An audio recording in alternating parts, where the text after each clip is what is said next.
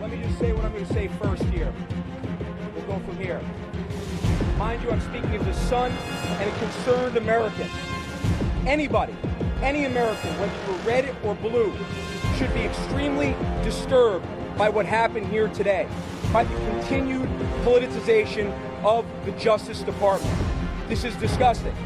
This is absolutely absurd, and it's the continued politicization of the Justice Department that we have seen.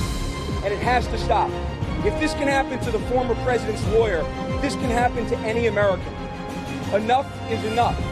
The only piece of evidence that they did not take up there today was the only piece of incriminating evidence that is in there. And it does not belong to my father. It belongs to the current president's son. That's all I have to say. Any questions, you can refer to his lawyer. All I will say is this. To all Americans out there, our Justice Department should be independent of politics. Enough is enough, ladies and gentlemen. We cannot stand for this anymore. And again, if this can happen to the president's lawyer, this can happen to any one of us. Thank you. I'll refer to my father's lawyer for further questions and statements. You guys have a nice day.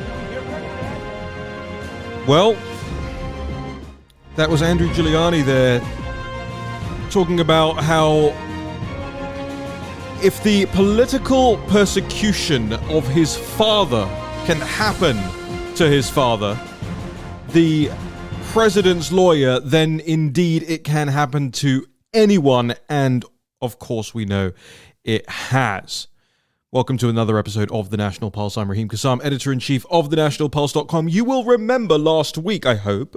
You will remember unless you had an amazing weekend, you will remember last week Paul and Marilyn Huper coming on this show and detailing to us, minute by minute, hour by hour, the FBI raiding their home and business up there in Homer, Alaska, where they went in, guns up, and said, hey, we're looking for Nancy Pelosi's laptop. Now, law enforcement authorities are often known to embellish and trap people, and I don't know if there's a laptop missing from Nancy Pelosi's office. I don't know if that's just a ruse by which to try and get Paul and Marilyn Huper to go, oh, well, yeah, we were in there, but we didn't take the laptop.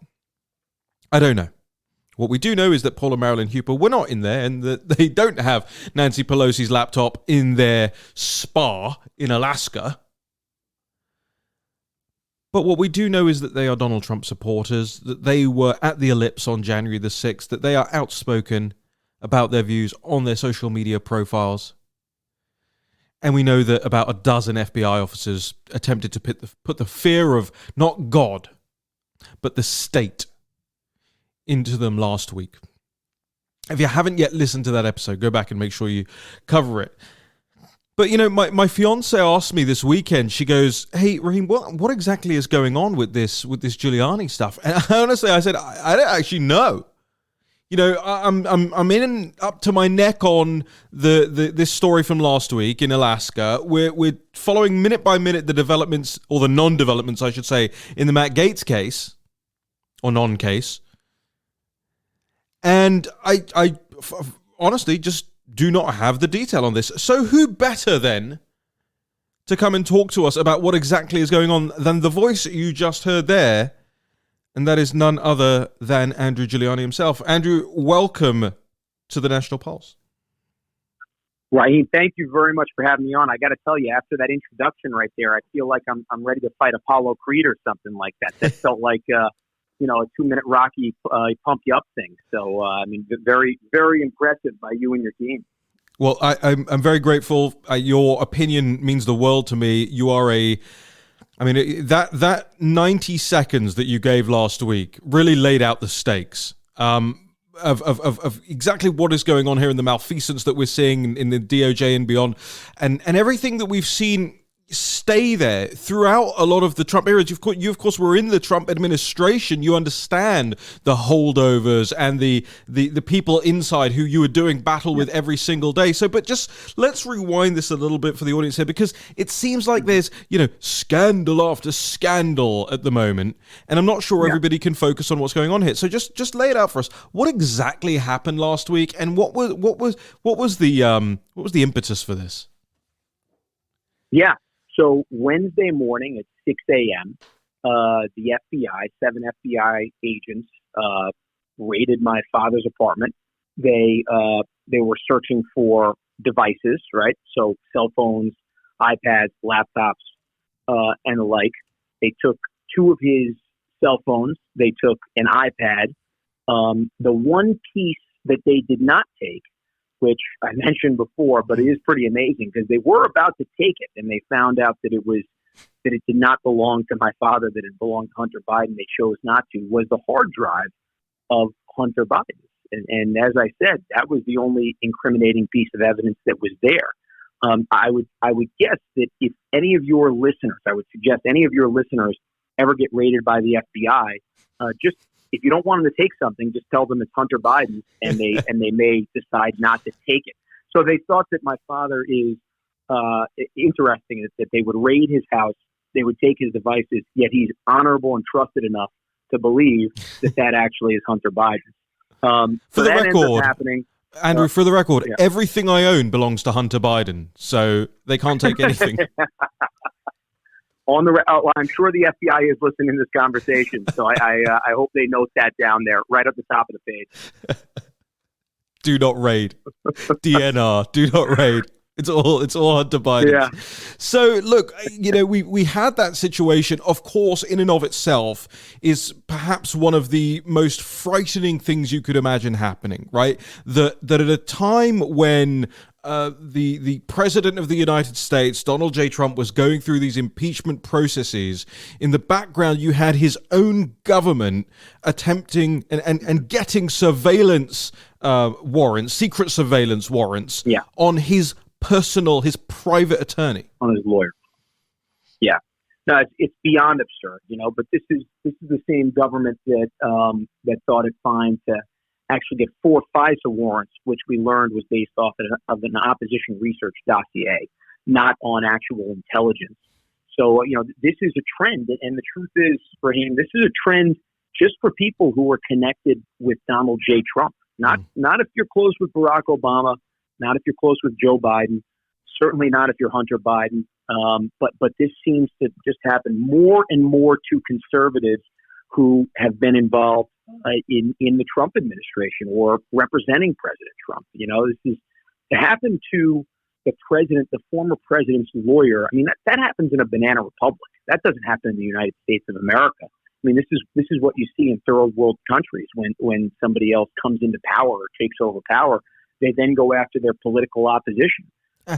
Andrew, Andrew, I mentioned the Gates case, right? I mean, have we ever heard of a situation where we're 5 weeks in after original accusations drop in the New York Times, and you don't have an accuser, you don't have anybody coming forward, you don't have anybody on the record, and what you've got is law enforcement leaking things to the Daily Beast, who then launder it and it appears on CNN. I mean, Banana Republic would be welcome right now. This is beyond.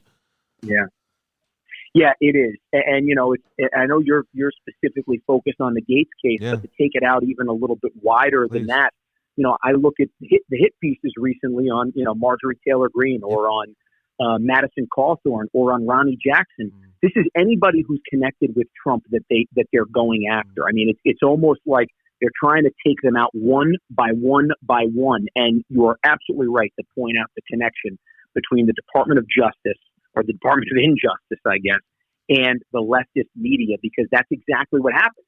They basically are this reflecting mirror where, DOJ leaks something, whether it's true or not, to leftists in the media.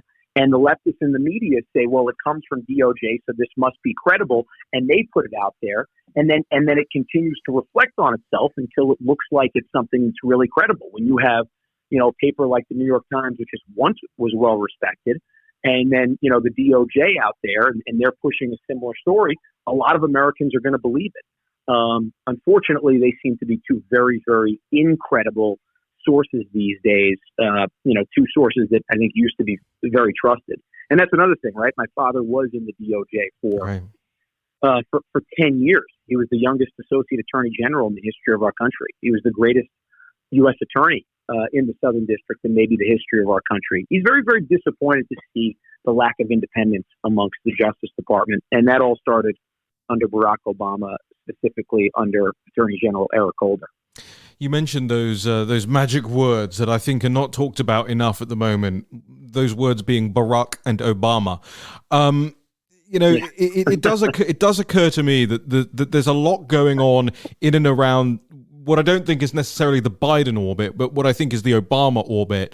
The White House won't tell us how often the two speak. They won't tell us how often, if ever Obama's been inside, had meetings, what have you. Mm-hmm. Do you suspect, if I'm wrong, if I'm being a loony conspiracy theorist, just tell me, do you suspect that there is an Obama world kind of operation going on that is actually pushing a lot of this? Because I don't necessarily see Biden as that guy. Mm-hmm. Yeah. I think it's probably not Obama and Biden who are speaking that often, because I don't know if Biden can stay up enough during the day, to be honest. I think it's probably Obama and Ron Klain. And that's to your point, right? I mean, I do think that probably is accurate. I think that he still probably is running the show in so many ways here, or certainly is in the loop on this. I find it very hard to believe, this is going a little off topic, but I find it very hard to believe that Joe Biden did not know that the FBI was going to be raiding my father's apartment. Right? In any crime, you look at motive. Joe Biden had the motive to do everything he could to sully Rudy Giuliani's reputation, right? Considering the information that my father has on his son, on Hunter.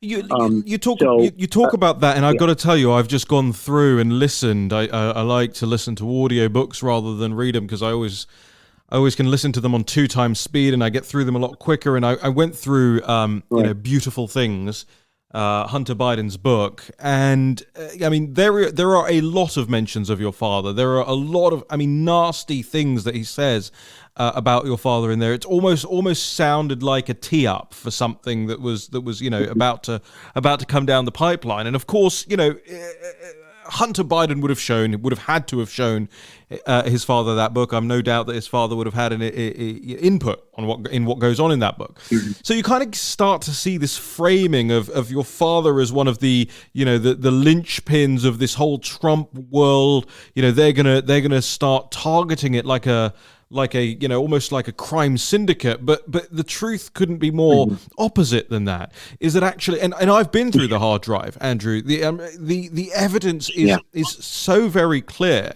that Hunter Biden was engaged in some of the most malign and nefarious activity that you could ever participate in as a member of the first or second families. And back to the usual Democrat playbook, this on the back end of it, the aggressiveness serves as the cover up.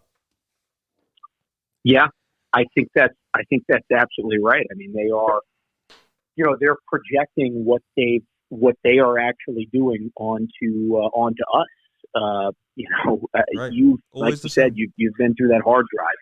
You've seen ultimately what happened. And look, this is something that we've heard time and time again. But again, it's so simple to see this, right? Mm-hmm. If Hunter Biden at the time, and this is not about his drug use, but if Hunter Biden at the time was high on crack cocaine, and he is the one who is running corporate governance for Burisma, while his father is vice president of the United States and running policy for the Obama White House in the Ukraine, can't people make that connection? Isn't that pretty obvious? Right. Can't they also make the connection that while Joe Biden was running China policy, he flies over there and 10 days later gets a $1.5 billion contract for his private equity group, also while he is addicted. And again, this is not about recovery. I certainly want anybody, whether you're left or right, to be able to recover. This is the fact that it again shows that he was not qualified. He was under the influence, and Joe was the one who was using him in order to enrich his family. That's the real crime here. It's what Joe Biden put Hunter through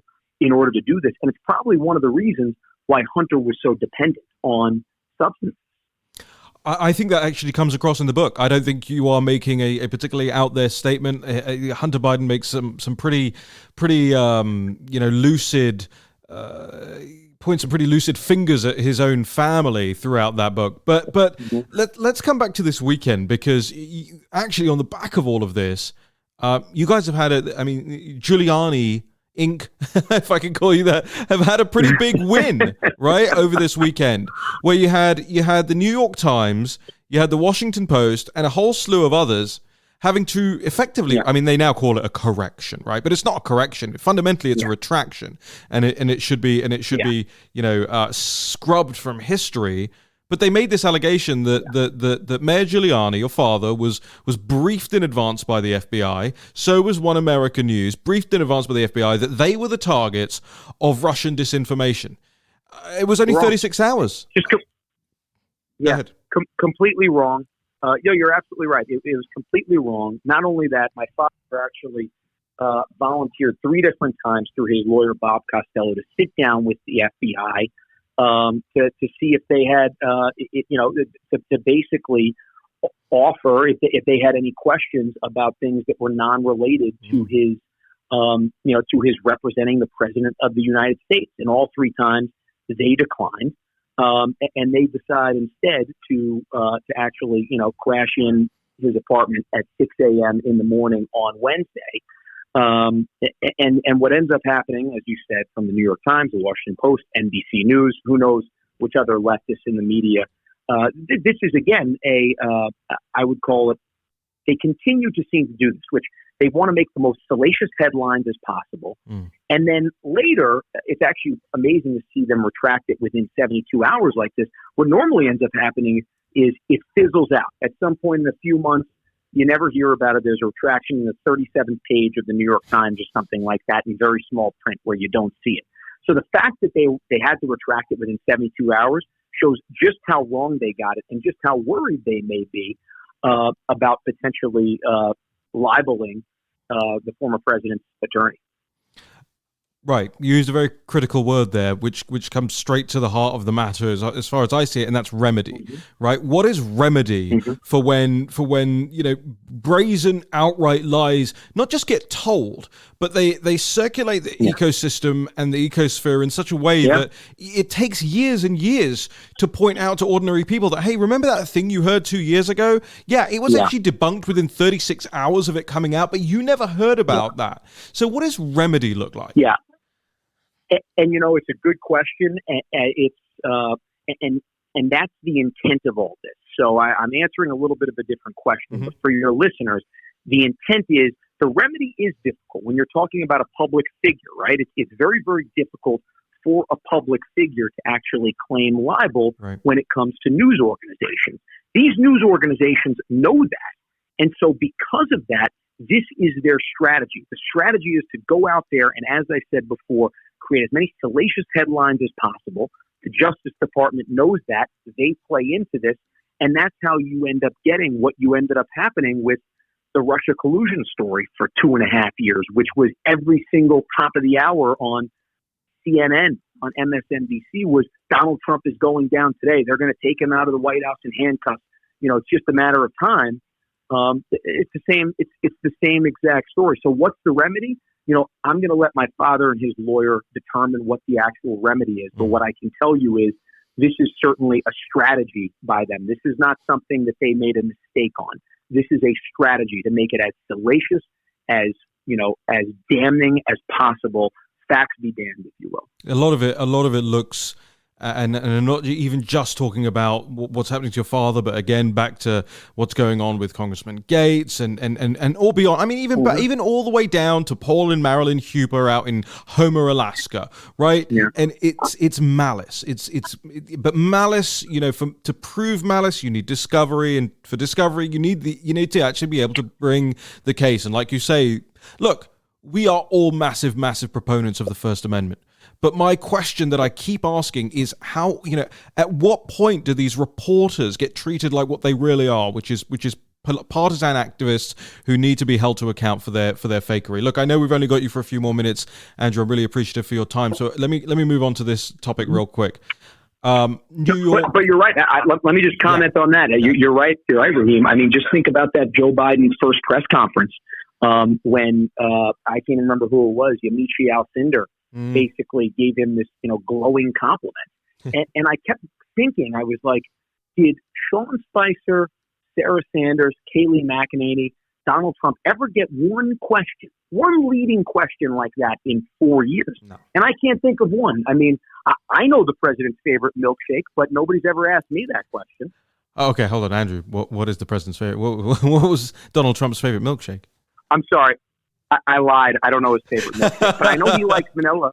But you raised such a good point, because you even had people at One American News in that press briefing room asking questions of Kayleigh McEnany, and they never asked softball questions, right? They asked questions of stories that they were working on, and that's how it's supposed to be, rather than, hey, Mr. Biden, he announced this really amazing plan last week and it's super cool, and I'm just wondering, how does he find time in the day to love his crazy dog and while he's pooping all over the white. Anyway, Andrew, let's get back to Signal here. And one of the things that we have heard from you on is Andrew Cuomo. We have Matt Palumbo on the show immediately after you. He's the author of Dumb and Dumber, the book about Cuomo and de Blasio and the ruination, unfortunately, of New York City.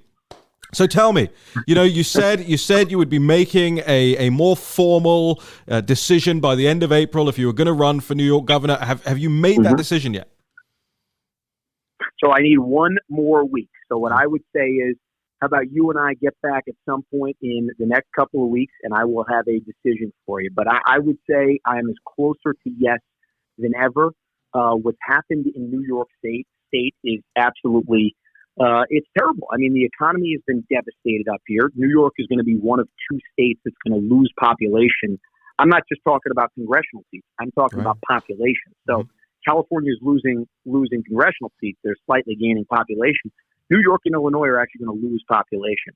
People are going down to Florida. Some of our greatest businesses, our biggest job-producing businesses, are moving down to Florida and taking their jobs, taking their taxpayers with them, unfortunately. And the problem is going to be that the people who cannot afford the other option is going to be left holding the bag. So I think now more than ever, there's an opportunity to see New York have the resurgence that we saw during the 90s, during the early 2000s. And the way that I look at New York, Raheem, New York to me is what connects the United States to the rest of the world. I mean, I go back to the Erie Canal and the digging of the Erie Canal, things that they thought were impossible. And that connected world commerce to the United States through New York. New York can do that. We just need the right leadership. As I'm sure you will hear from your next guest, Andrew Cuomo and Bill de Blasio are not the right leaders to bring New York back. They certainly are the right leaders to continue to kick people out of state and make Ron DeSantis look even better, as he's done an incredible job. Just final question on this. Let's, I want to make some news here with you, okay? I really need to understand the gravity of the situation, because everybody sang Andrew Cuomo's praises at the outset of the pandemic, and he was on television every day, and his nipple rings are hanging out, and all of this like wild and crazy and awful thing that was going on our television screens. But behind those scenes, there, my take on it, Andrew, is that he was murdering people. There is no other way to describe it. Because, and I want to get how far do you go on that? Yeah. No, to that point, look, I think that's absolutely right. And here's a good thing for your listeners to kind of add the timelines up on this. So right when the pandemic started, President Trump sent up USS Comfort to the Hudson River, right? Andrew Cuomo decided that he was going to sign the executive order that ended up sending 15,000 New York seniors to their deathbed, right? The reason why he signed that executive order is because he did not want to give Donald Trump the win for being able to send New Yorkers into the USS Comfort. So Andrew Cuomo's ego is what ended up killing all of those senior citizens. They had the option. They had extra beds at the Javits Center they did not use, and they certainly had extra beds sent up by Donald Trump in the USS Comfort, and they didn't use it, and it was all because of Andrew Cuomo's ego. So I think that's very fair to say that, Raheem. I think anybody who would have taken an independent look at this would have said, you know what? This is the right thing to do. We have this space. Let's get these sick people there, and we'll treat them there instead of actually sending them back in with people who were healthy at the time, who then ended up getting sick, who then ended up dying. These are people's lives, ended, as you say, because of ego. Yep. Not just statistics, people's lives.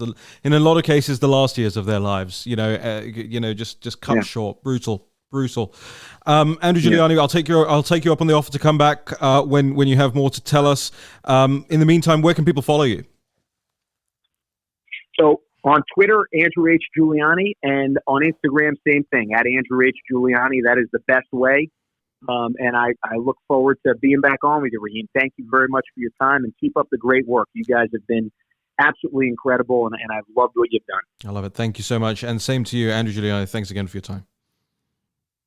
Thank you. Amazing, man. I think we'll find out a lot more about what's really going on with these cases. I think you and I are on the same page, ladies and gentlemen, about what's really going on. It's hard to deny, isn't it, when you look across the board and you look at all the different people who are being targeted. In most cases, the staunchest supporters and indeed the most targeted nuclear weapons against the left are the ones who are now being assailed by the DOJ, by the corporate media, across the board.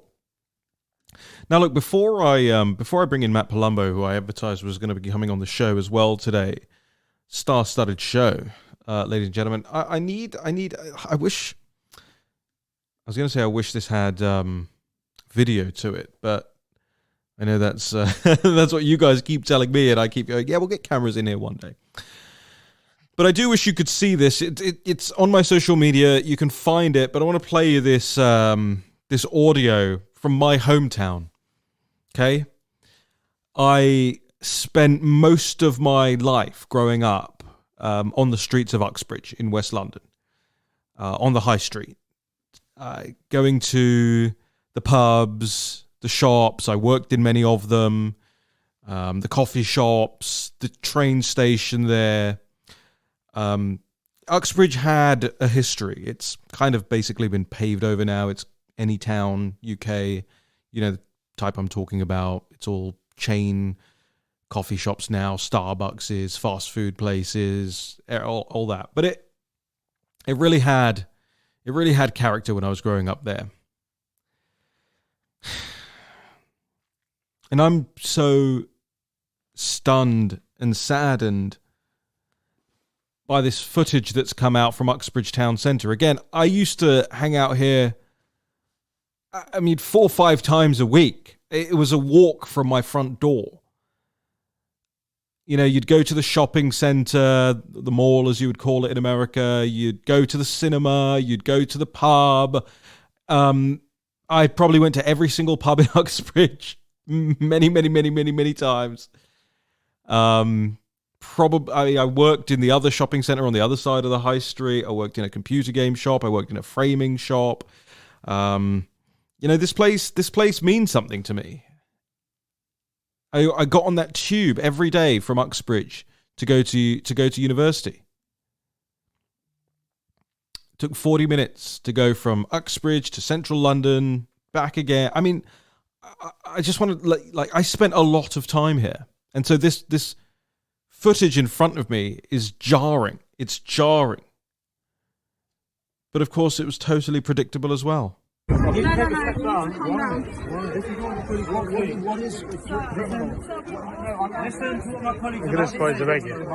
is a well-dressed, khakis, blue blazer, glasses, I think shirt, tie, basically dresses like I do.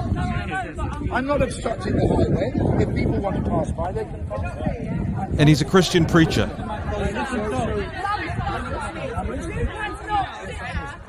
and he's standing right outside Uxbridge train station, tube station, right outside the entrance to what used to be... He's now being read his rights. The reason for this is because we've had multiple reasons to say that you've... Man's preaching the word of God. He's outside the shopping centre, the Chimes.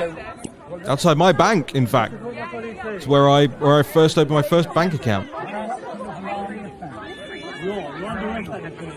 There's a shop called Sweet Express behind him. One of my parents' friends owns that shop. And this man is being told to get off his soapbox. He's standing on a little box. And now he's being manhandled by a police officer who can barely speak English, who's now wrestling with him, an elderly man.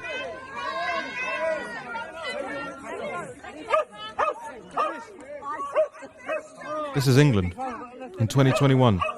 He's an old man, mate. He's an old man. He's being told that he was placed under arrest for committing a hate crime. He's an old man, mate. Take it easy with him. Preaching the word of God. You heard it there. What was he doing in Uxbridge Town Centre? He was preaching from the Bible. God bless you. He's now being led away. Look where he's carrying this old man. Look at this. Marching him down the high street, over the cobbled pavements. It's unreal. I mean, it really is unreal.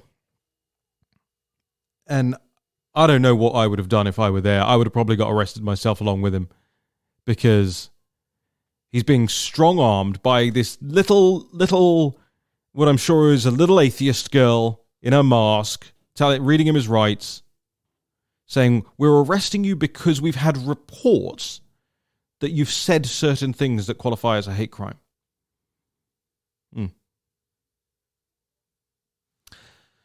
And of course, this oaf, this brute, barely speaks English, in a police uniform, manhandles him and leads him away, frog marches him down the high street.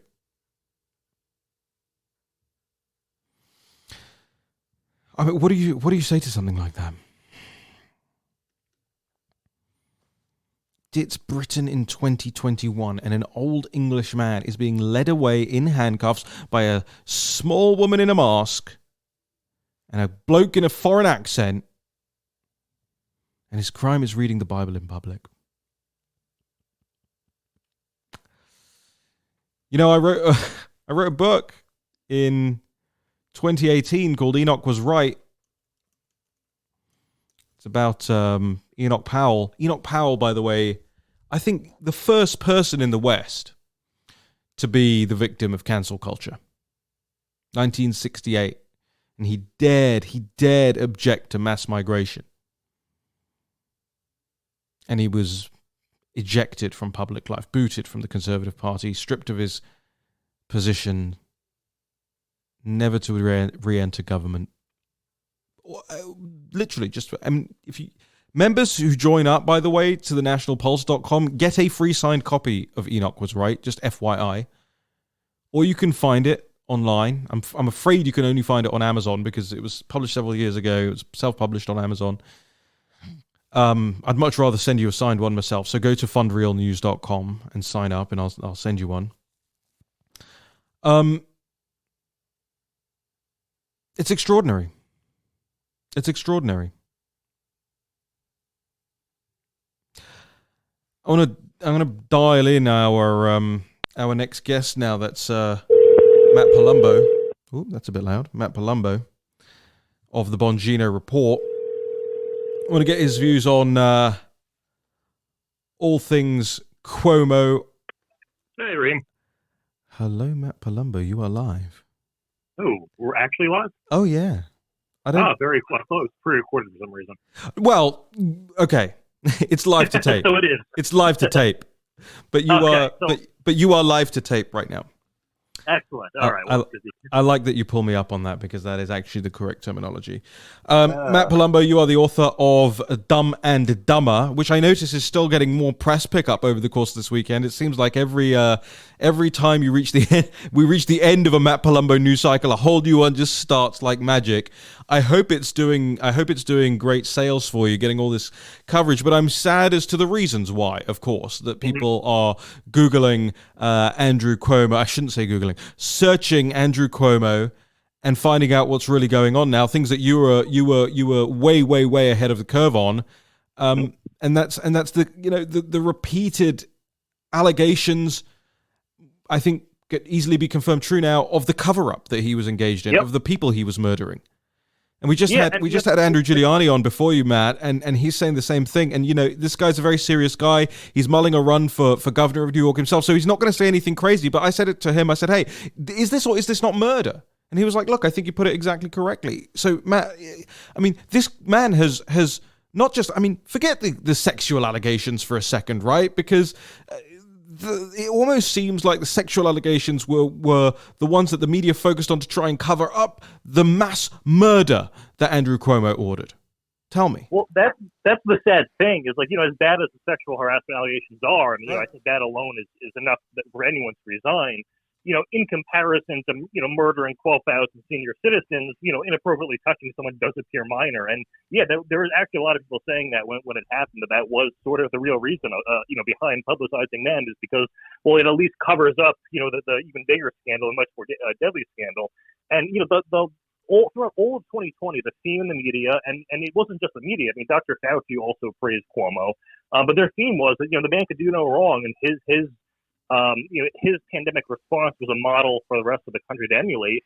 And, you can look at their death rate at any time during a pandemic, since it hit New York, and at every single time period, if New York or its own country would have had more coronavirus deaths per capita than any country in the world. So there's just, you can't plead ignorance or say, we didn't know at the time how bad it was, because all the data was out there. And in fact, a large motivation of what caused me to write the book. And, it wasn't until either January or February that we started learning of the nursing home cover-up.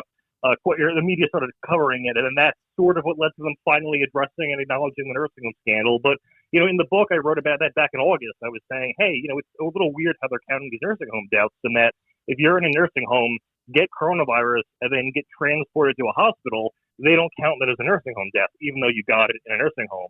So I estimated in the book it was probably twice as many nursing home deaths as were recorded, and I think it was I can't remember which New York department ended up releasing the actual numbers. It was pretty much, or it must have been the health department, but it was pretty much in line with what we had in the book. So if I was ahead of it by eight or so months, how was it that the rest of the media was? And I don't really think they were. I think they were just deliberately covering it up. I think that's absolutely right. So tell us, we're starting to see some of these stories re-emerging now. People are very, very cagey about doing so. I think they know that if the media was giving this the requisite attention that it deserves, I mean, thousands. Give me a number here. I mean, we keep saying thousands. You just said, is 12 somewhat accurate? It's about 12,000. Yeah, it's about 12 to 16,000. There's some deaths overall. I'm just trying to... Here's the thing. So it's all because that nursing home order Cuomo signed that forced hospitals to give up or forced nursing homes to take coronavirus infected patients. There was one nursing home in the entire state of New York that said this order is stupid. We're not going to obey it, right. And they had 0 nursing home deaths. So clearly the policy made an impact there. And you can look at Florida as an example of a place that did pretty much the exact opposite policy, and their nursing home fatality rate was, I think, something like a third or even less of what New York's was. So clearly, that kind of policy worked. And, we know now, a year on, that most coronavirus deaths are A, elderly, we kind of knew that back then, and B, obese. So it's just those are the two demographics you have to protect the most. And, he did quite literally the opposite when it comes to the elderly. I just want to come back to that number, Matt, because, jokes and hyperbole and all of that aside, I mean... That's a serious. I mean, these people are not just statistics, right? This is people's lives that have been cut short by politicking, and PR and ego and all of that. is there an example in American history of anybody ever being responsible for that many deaths, like on that scale like this? I can't think of. You would have to. I mean, I'm sure if you were to include, war and that kind of Well, thing. no, then, for yeah, sure. All right, fine, war, but this is not a war. You're right. I mean, I would say, unintentionally, there must have been national policies like, prohibition probably because it led to a rise in organized crime or led to people creating their own alcohol. I think killed like 100,000 but that's several steps away. That's and the difference is, we didn't have any. No one implementing those laws knew about those unintended consequences. Right. But perspective of Cuomo is we have a virus. We know the virus disproportionately kills the elderly. Right. And you want to mix people with the virus with the elderly. I mean, it's anyone. I mean, I remember when that order was passed, thinking to myself, well, it's probably not the best idea. Right. And obviously that panned out tragically. It's extraordinary. What are you hearing anything? I mean, I don't know how much you're keeping up to date with the play-by-play on this, but are you hearing anything in terms of class action lawsuits being brought against him or the city or the state? I mean, what are the families of these 12,000, 16,000 people doing? Yeah, I'm not up to date with the lawsuits, but I think unfortunately there is some legal liability with the nursing homes. I do believe he gave them legal liability ahead of time to shield himself. Now there is the New York Department of Health has an investigation into this, but it's it's sort of having yourself investigate yourself. It's not going to not exactly optimistic. And the other angle, and this really only would play out if Trump was still president, was that the cover-up, too, is the crime. That we know that part of the reason they covered up nursing home deaths is because they knew if it looked really bad, Trump's DOJ will look into them. You could argue that's obstruction of justice preemptively. But, now that Biden's president, there's only going to be consequences if Biden's DOJ does the right thing. And I think there's a 0% chance of that, unfortunately. Yeah, I mean, we just heard from Andrew Giuliani about what they're doing with his father and what's coming down the pipeline there. We see what's going on with Congressman Gates. We look at what's going on with people like Paul, or ordinary people, right? With Paul and Marilyn Huber out in Homer in Alaska, and all of these abuses of power that we're seeing right now. Let's stick to somebody who is I don't know of a better way to describe it as a magnificent abuse of power. I've never seen such a thing in my lifetime, and that's Dr. Fauci. This is a person who ostensibly should have no power, is effectively a paper pusher, a bureaucrat, but is the highest paid of all government employees, and has wielded power like I don't think Americans have ever seen on a as you say non-war basis. Fauci now is coming out, and his cadre, his phalanx of scientists, and I use that in the most pejorative sense possible, are saying there is no herd immunity on the horizon, and they're pointing at people. I don't know about you, Matt, but I have certainly not received a vaccine. I certainly will not receive a vaccine. But they're pointing at us and they're saying, oh, it's these crazy nut jobs that are stopping us getting to herd immunity. The truth of the matter is, of course, Matt, is that there are so many different variants. There are so many different unknowns. There are different things that are being learned about, what's going on in India and what's going on in Brazil. And of course, day by day, we start to hear more people saying, this actually, it could have come from a Wuhan lab after all. So, I mean, what do you make of this latest story? The New York Times is now pushing that, hey, forget herd immunity. It ain't going to happen. Yeah, I mean, the New York Times also said we wouldn't have vaccine until, I think, like 2032. So I don't know if their projections are the most reliable. And I wish we hadn't have. I side with them on that. So you mentioned Fauci's the highest paid in the federal government. Yeah. Cuomo is actually the highest paid governor in history. So it's two of the most incompetent, unfortunately, getting rewarded the most. Now, here's the thing. Okay, look, let's get into this. I don't think these are incompetent people. I think they are. You're right. That's the thing. Actually, is when people ask me like which is dumb and which is dumber, like I think Cuomo's actually intelligent. I think he's sort of like a Frank Underwood type Democrat. And De Blasio is the ideologue from the '60s who doesn't know anything. But back to herd immunity, I remember Fauci initially was at I think 60% as a threshold. of herd immunity. Then I got pushed to 70, and now we're up to 85%. And I understand with science. Like, yes, science evolves. There's a new virus. We're understanding it, but there's never really any explanation given when the goalposts move. Like, there was a very viral clip recently of Jim Jordan roasting Fauci and just asking, when is this going to end? And Fauci would say, oh, well, when certain numbers are met, when you sum certain case numbers and death numbers, and he wouldn't give you a specific when we're at this percent. He wouldn't even give a percentage. Right? Correct. Look, I'm not looking for how many, like, what is the number of I don't need 301 million, 250. Give me a percentage. Give me what you are working towards, but he wouldn't do that. Yeah.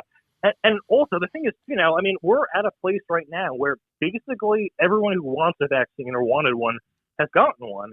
And, listen, I obviously people who don't have one are at risk, but they've already decided we're fine with that risk. So I just think it's time to get on with their lives. And I had coronavirus back in December. I think I've had hangovers worse than the coronavirus. Obviously, it's different for everyone. A lot of people have died from this thing. But I don't know. I mean, everyone I know who's gotten a vaccine has had worse side effects than I've had from the virus as a young person. So, and I probably have immunity anyway. So I just, as a young person who already got it, what's the point in getting vaccinated? Obviously, I wouldn't say that for an elderly person, but it just seems like, well, we're at, a large enough percentage of the country has gotten it, plus the percent that's vaccinated, that we are probably close to that 60 or 70% threshold that all of a sudden just got bumped up to 85. They never want to stand. So let's talk about you. Let's talk about your job, your book, the content. Is it content manager? Yeah, I kind of changed it. Content manager / editor-in-chief. Oh, wow. I don't even know what to call myself. I post links all day. I always thought it was just content manager, as in you were quite satisfied with your role. Well, I also am very content, so maybe that'll change it. All right, so you're the content manager over at the Bongino Report, and your head is buried in the news. What is it? 23 hours a day, 6 days a week. So you're almost where I am. I get 1 day for sleep, and then the rest is work. And for me, one of the most telling stories of late has been this Matt Gaetz saga, because I saw they exposed him as a heterosexual. Right.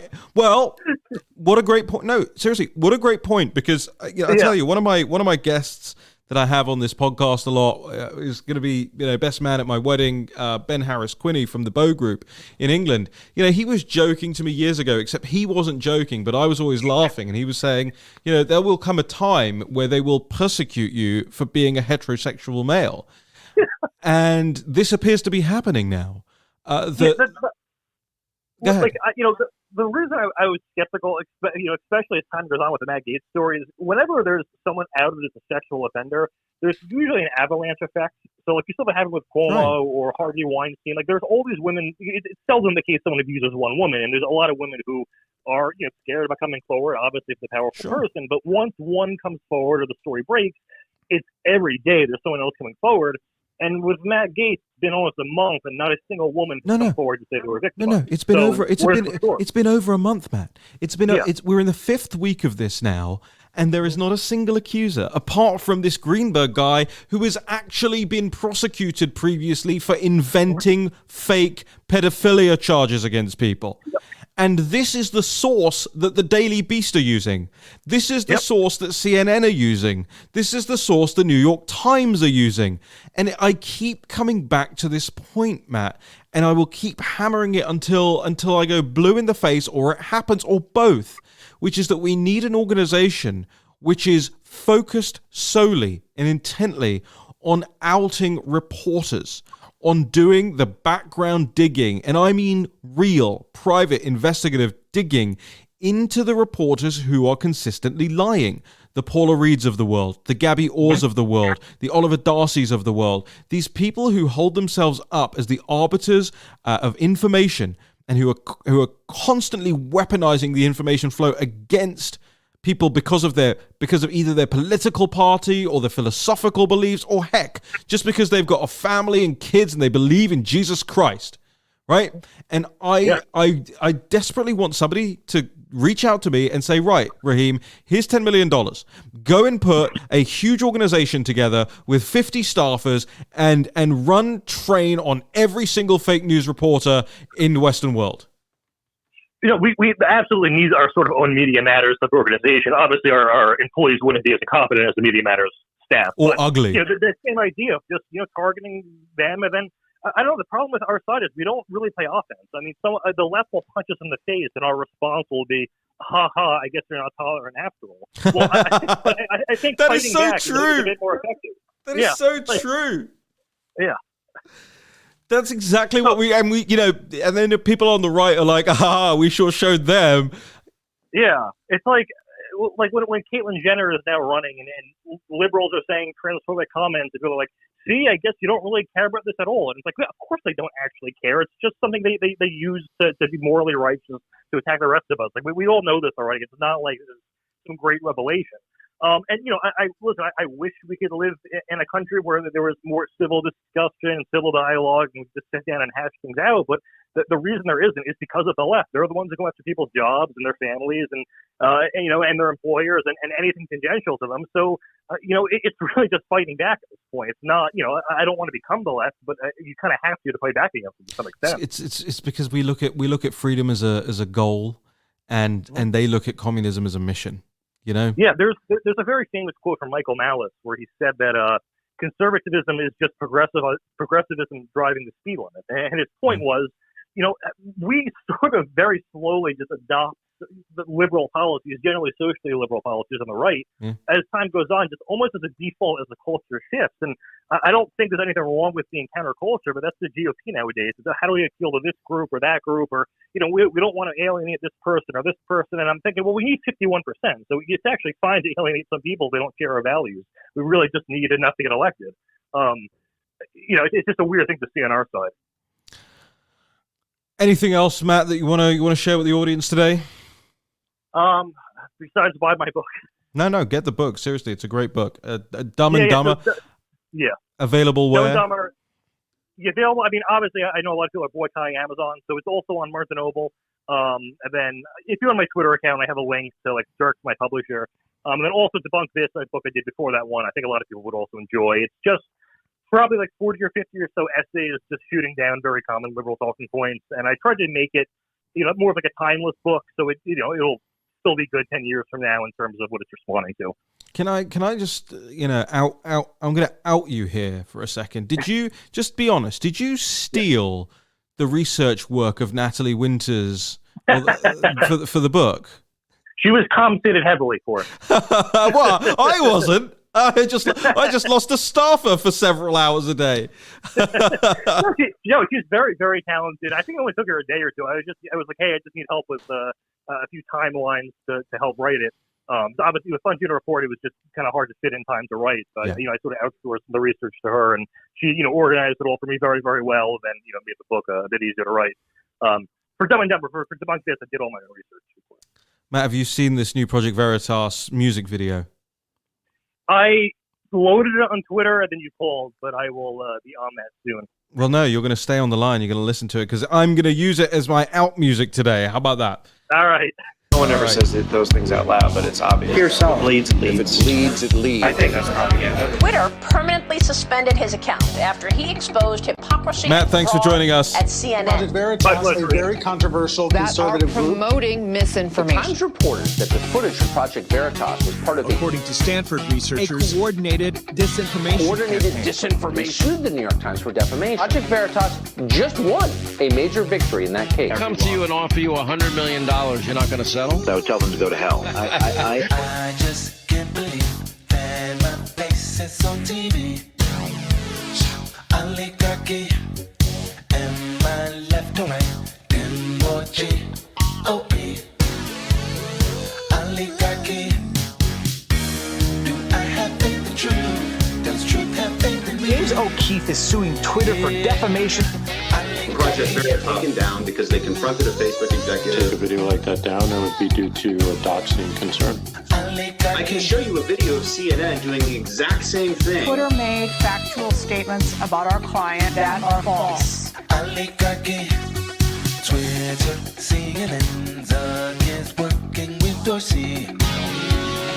Oligarchy, yeah, that make believe. Was that what you wanted them to see? Oligarchy, do you bring lies? James O'Keefe, who I think is a despicable person. The judge said, and your reporters interject their opinions, it stands to reason you should inform your readers. They injected their opinions in news articles. The New York Times is tripping over themselves. Now he's going to be suing Twitter. He's not backing Another down. defamation lawsuit, this time against fake news CNN. Do I have faith in truth? Does truth have faith? But all of this fits the Project Veritas MO. Promoting misinformation. Some people want lies instead of being free. The Project Veritas, a conservative actionist, activist organization. Big tech is just a game. Polling does not decide the truth nor speak to evidence. I can't have you